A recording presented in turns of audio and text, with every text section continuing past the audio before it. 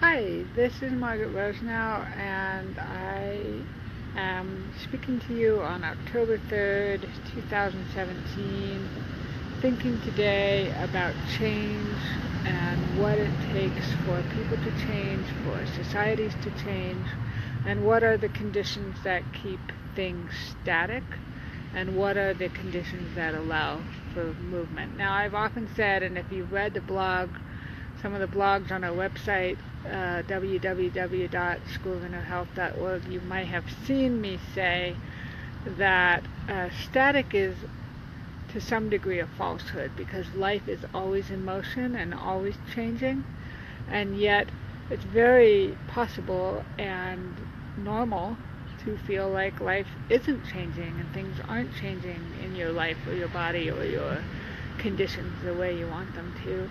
And I've always been fascinated as a person and as a healer and as a teacher about what it is that allows people to change, helps them change, and what keeps that from happening. And I don't have any answers, but lately I've been really examining that in myself.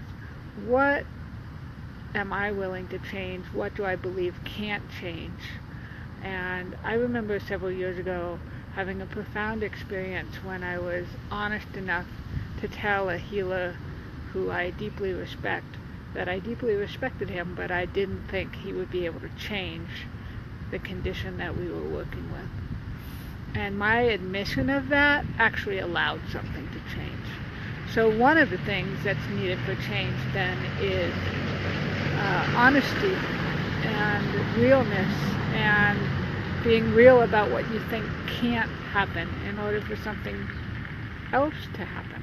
And one of the things I love about biodynamics is it really does create the conditions for something else to happen. You know, you have a relationship between a client and a practitioner, and within that relationship, when the conditions are right, then a third thing happens. Something else becomes possible that wouldn't otherwise be possible if either of those people were by themselves.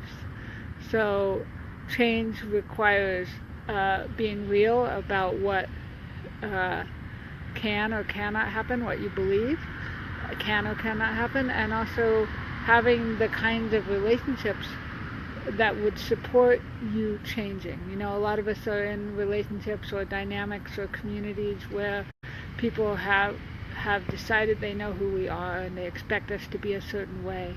And that can be very hard to be welcomed in changing. There's definitely ways in which we can hold each other back from changing because we've decided we know how things are.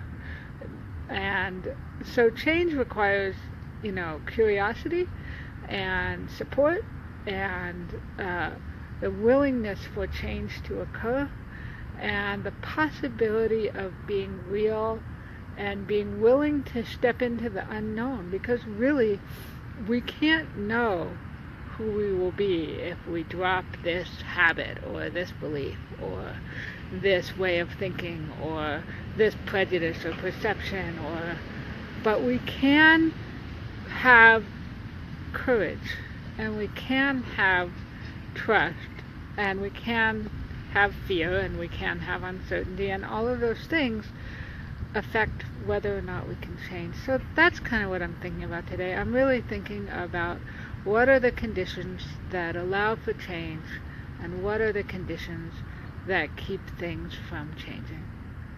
And I'd love to hear people's comments of what they think about that. And I also want to just make a quick plug for our website. If you haven't checked it out lately, we've added a lot of content, and I'm feeling good about the way we're describing what we're bringing to the world. So check us out, www.schoolofinnerhealth.org.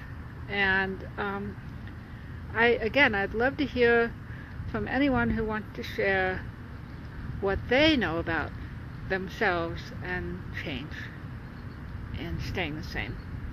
And with that, have a great night. See you soon.